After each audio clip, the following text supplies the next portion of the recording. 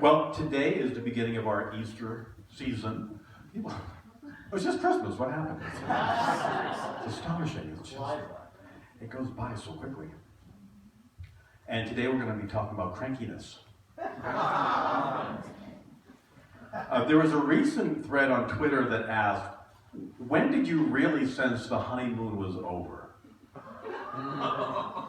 Some of the responses were wonderful, and some I can't talk about here on Sunday. That would just be highly inappropriate, but there are a few that are just semi-inappropriate that I'll share with you.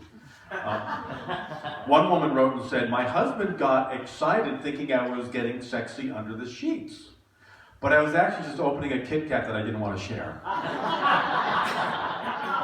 That's how I do the honeymoon was over. Another one wrote, it's 3 p.m., my husband and I are still in bed, waiting for the other one to get up and make coffee this morning. The honeymoon is over. A guy gets home and breathlessly tells his wife, I'm afraid there's been a terrible accident involving all the things you asked me to do today. A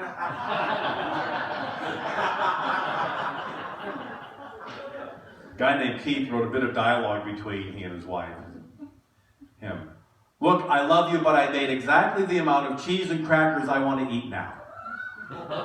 Her, but I only he. Exactly the amount.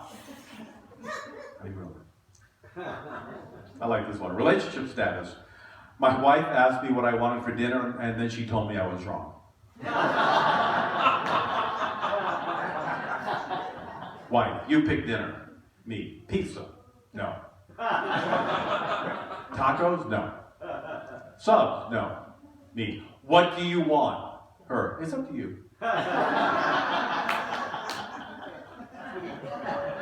A woman named Jackie tweeted, me to my husband, I'm exhausted. Him, didn't you take a 2-hour nap? Me, what do you mean by that? Cranky. Cranky, we get cranky, don't we? Yes. We get cranky. Yeah, yes. I am. Have you noticed how many people really seem to be cranky these days?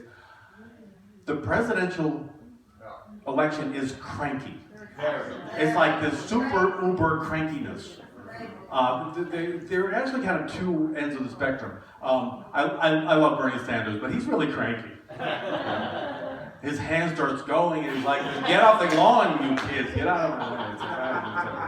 Economics, Wall Street, get off my lawn.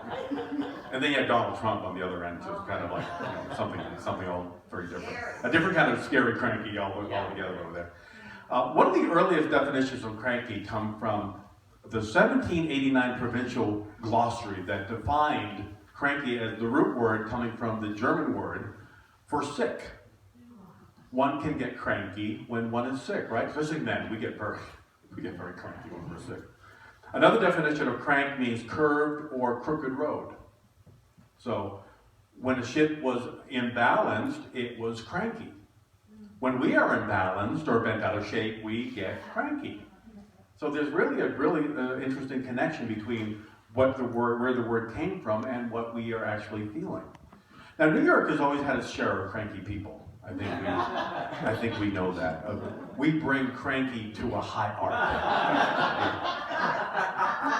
Something about living in a city with so many different people, vying for the same things all the time. Oh, there's a line. Let me get in. I actually saw some guy getting in line. He says, what are we in line for? He didn't even know he was getting in line. He was just getting in line. Because he said, oh, there must be something good happening. It can get overwhelming, even for us who were metaphysical students of spiritual truth. I had 3 mini cranks this week. It was just like, oh, get over yourself. And it generally kind of, for me, this is one of my weaknesses. Okay, we'll share. One of my weaknesses, one of my crankinesses, is customer service on the phone. Oh. I'm fine in person, but I just become a different person when there's a customer service person that doesn't seem to really care about their job.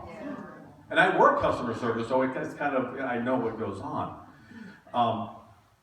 Denise can tell you about all the crankiness that she got uptown when she was working the book table after the service. It goes to a totally different level of cranky when you're selling a spiritual book and people just they just go to a different place. It's just something we hold in prayer. Speaking of prayer, when I was working in the telephone prayer room at Unity Village, I mean, 99% of the people called were absolutely wonderful. They were vulnerable, they were loving, they were just looking for an answer, and it was just all a wonderful place to be. But at least once or twice a day, we would get people who were a little or a lot cranky about what was going on. Occasionally they got a little abusive. They went from cranky to abusive really quickly. Again, most of the time the people who were cranky were just scared. They didn't know what to do or how to reach out, especially if somebody they loved was not well or something was going on. But once in a while I would get, "You're a man!" It's like, well, yes.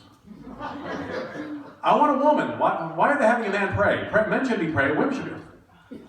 "Hold on, dear one, we will find a woman for you to pray with." Or, "You sound too young."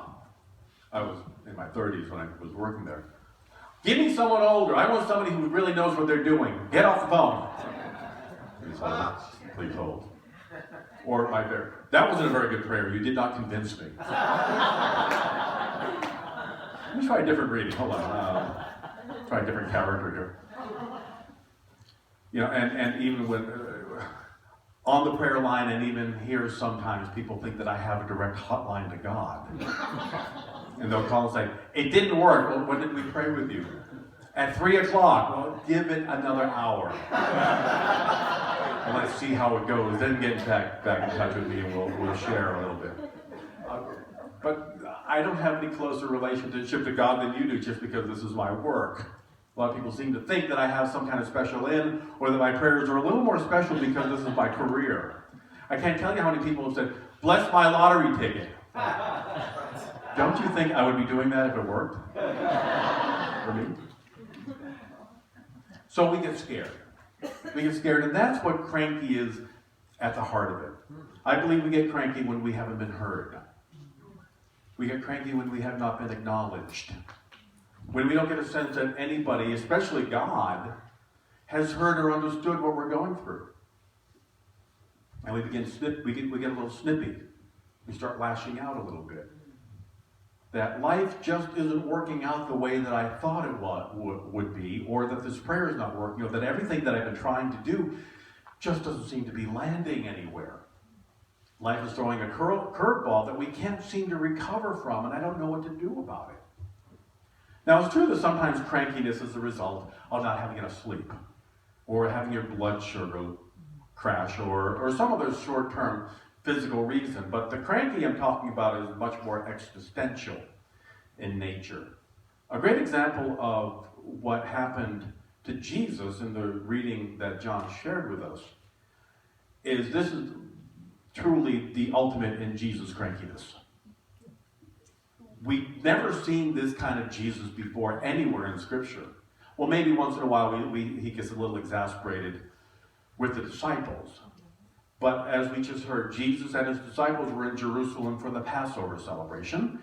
And he went to the temple and he saw all kinds of activities happening. The merchants were selling sacrificial animals. The moneylenders were haggling over all kinds of product. It was like a flea market going on.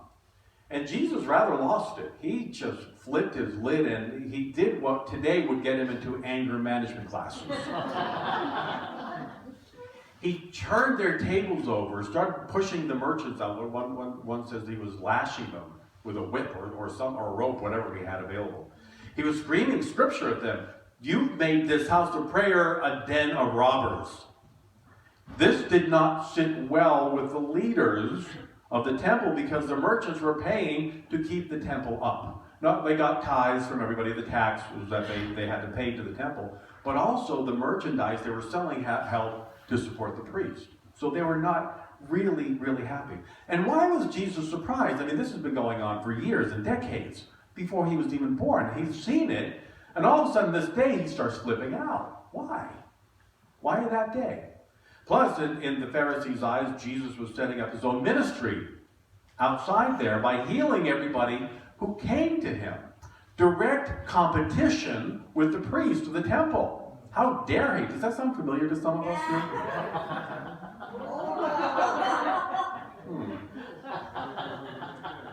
How dare you? You're dividing us up. Well, he wasn't. He was simply offering a healing to those who wanted it. Now, that night, because the town was full, everything was filled up because of the holiday, they stayed in Jerusalem's version of Jersey City. Bethany. And the next morning, when they were coming back into the city, they were, remember, there were no diners back. There were no Denny's in Israel that time. You just, you had what you had. So he was hungry. His blood sugar was low. He found the fig tree, but they knew the fig trees were out of season. There were no figs. They knew that to be the case. Apparently, he didn't care that was the case, because he cursed the fig tree and it died. He turned to his disciples, and they're all like, I think I have a granola bar somewhere, don't kill me. But then he says, have faith in whatever you ask for in prayer, you'll receive. What? You just killed a fig tree, and now you're giving me this lovely message. See what I did in this lovely? No, it's not. Eat something, please. What's going on with you? It just sounds like the way they wrote it, the writer of Matthew wrote it, it sounds like positive spin.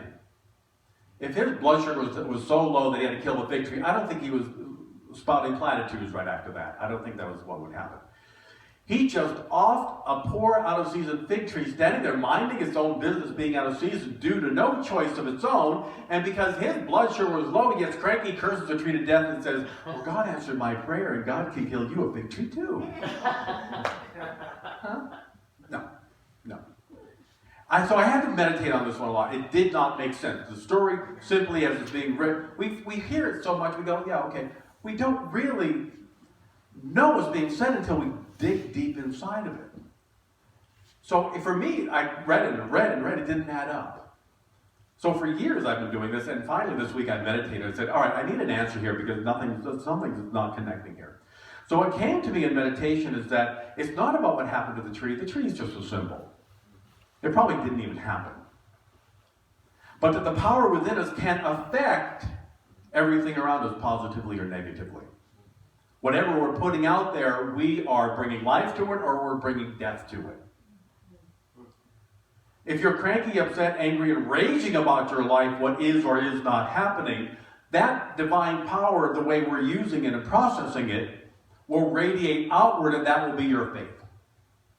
What you believe about your life, you will then radiate outward and affect it for you. Remember, Jesus was fully human and fully divine, just like all of us. So what is my faith telling me this week? What have I been holding as my truth this week? Nothing works for me. Nothing's worked for me all year. If that's been my passionate prayer, then nothing is working for me. And won't until I change. Or rethink what I'm here doing. How many people here said, I just can't find a maid in New York City. I just can't. Anybody else here? No, we've all found somebody. I just can't find a maid in New York City. Do you want to affirm that with me? No. Yeah. Well, why not? You've been affirming it all week, all month, all year. Maybe 5, 10, 12, 20 years now we've been affirming.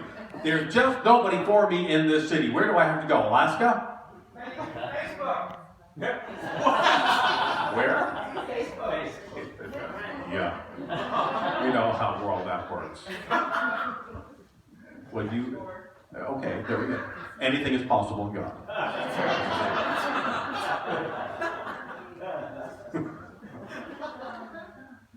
I love Match.com. They say, we will give you, at the end of the year, we will give you 3 extra months. What does that say about faith in them, about their work? I have to be with you a year to find anybody, and then you'll give me 3? I don't think so. Thank you for sharing. So if I keep affirming there's nobody there for me, there's nobody there for me. That becomes my truth because I put it out there.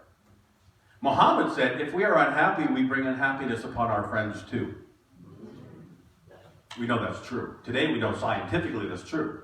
There's a wonderful group called HeartMath out in California. I was privileged to be able to visit for a full day there. They do wonderful work with a group of scientists and spiritual leaders to prove that the heart is the core and the key to everything in our lives.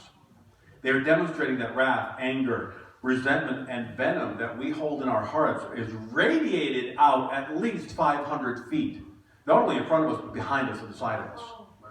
What you're feeling is poisoning your area.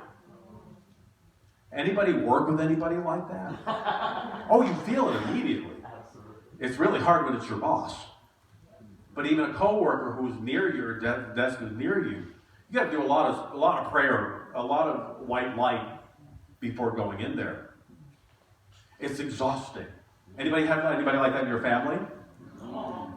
Exhausting. Absolutely exhausting. So if you have anybody like that in your life, you've got to do a lot of work before being in their presence. It could be anger for us. It could be sadness for us, depression, worry, anxiety, or any combination thereof that gets in the way of our lives. And those who are around you are feeling your energy as well. Being in a relationship with anybody who has depression is very, very challenging. It came to me that Jesus was being executed within days of all of this that was happening. So I'd be cranky too. I knew I was being killed in a few days. I'd probably turn over a table and just kind of yell at victory and more. So he was fully human, fully divine, going toward what he knew his divine plan was. But it's really scary at the same time. He knew what was coming. He was looking for confirmation that he was loved, that he was supported in this, but the temple and the leaders didn't offer prayer. They were offering birds and rugs. He did not need that, so he started freaking out. The tree was not offering the nourishment that he needed. That it actually offered nothing. The disciples got drunk and fell asleep when he needed his friends to stay with him before he was arrested and crucified. Do you ever feel abandoned like that by your friends, by family? They haven't, but we feel that there's nobody there. Nobody there to support us. It's a horrible feeling. So our elder brother went through that. The person who knew his oneness with God better than anybody on the planet ever did. If he went through it, we certainly do. Does it ever seem to you, no matter how much spiritual work you do, no matter how often you come here or go to the classes or read the books and hear the tapes and the CDs or whatever, that life just keeps coming at you? Why? I've been doing this work. Why should I have to go through this again? You pray for abundance and you lose your job. Wait a minute, that's not the prayer I put out there. You pray for wholeness and the doctor needs to see you ASAP. Oh my gosh. You pray for just 1 week free from family drama and they find your unlisted phone number? How? How? Who gave them the number? Sometimes the truth is you just gotta get cranky. You just have to release it and let it go so you can do the work of healing. Sometimes you just got to say, no, this is not acceptable. We have that power within to say no. Go on, walk out the door. Turn around now. You're not welcome anymore. Where have I heard that before? And know that you will survive.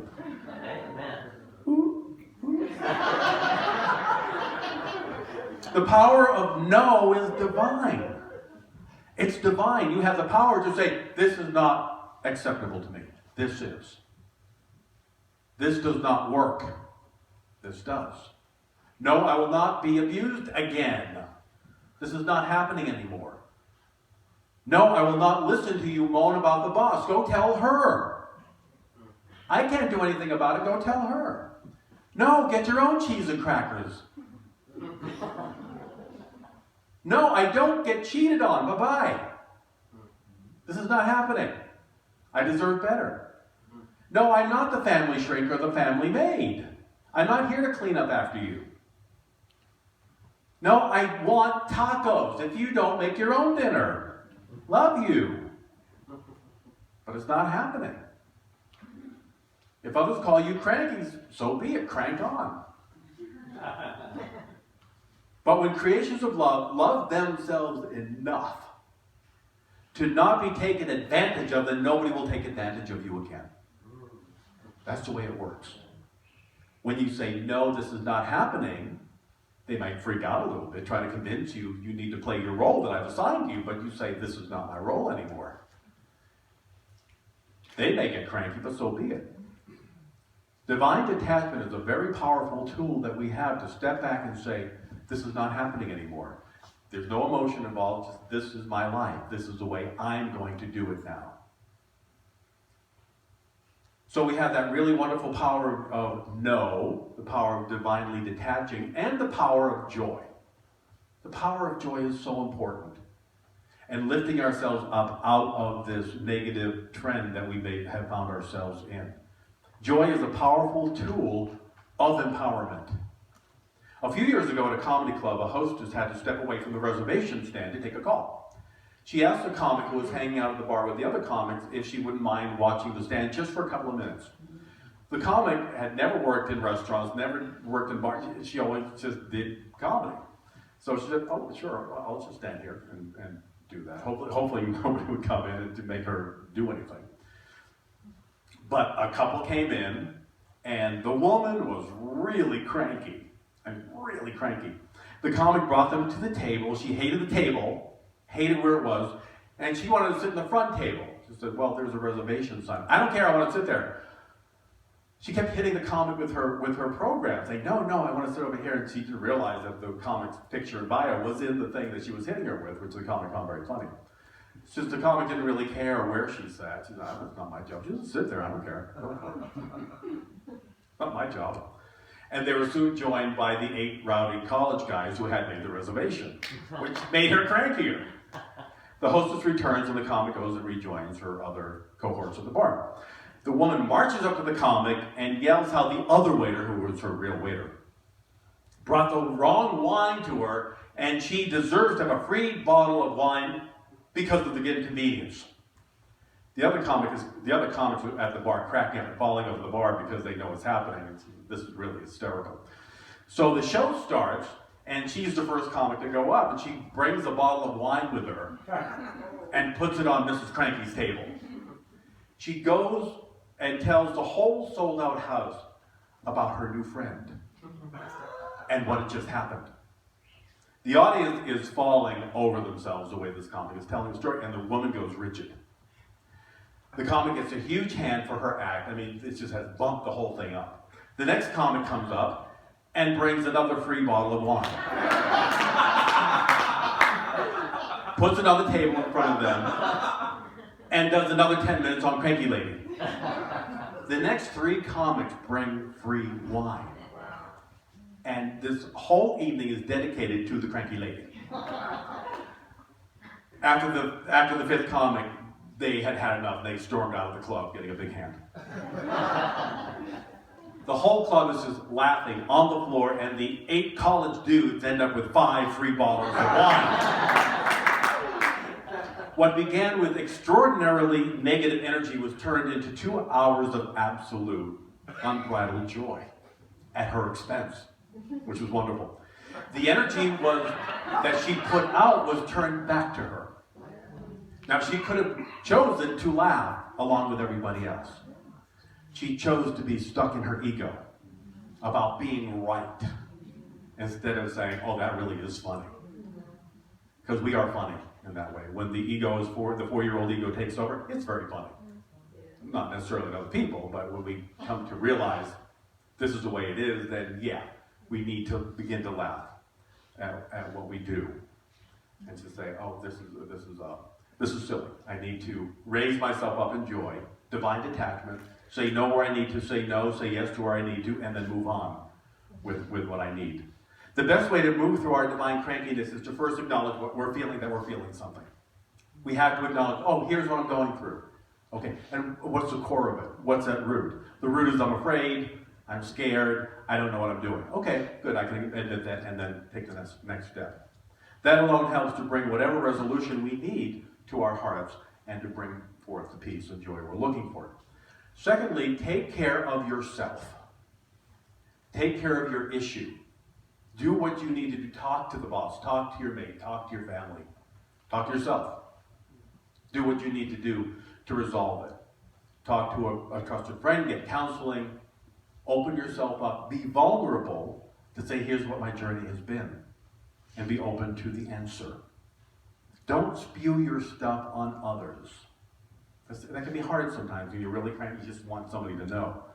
But realize that others are working on their stuff too. If you call customer service, they may have had 5 or 10 cranky people and you're next. That can be tricky. Just take a breath and know that they're children of God, hold them in light, and then speak clearly your truth. And third, find the humor in it. There's a lot of humor everywhere. Divine detachment helps us to put it in divine perspective. And remember what our elder brother said. Tell your life, here's what's happening. Tell the mountain to move, tell this to go over there, tell yourself, here's what's happening. With passionate faith. And it has no choice but to obey. We're already passionately faithful about the negative. Just turn it around and be positive. Your right and perfect mate is here. You can find that person on Facebook. There are miracles happening every day. Miracles is just the outpicturing of God when we agree with it. So your mate is here, if this is where you are. Open yourself up and say, I now accept it. I can't wait to see how you're going to work this one out, God. What do I have to do today?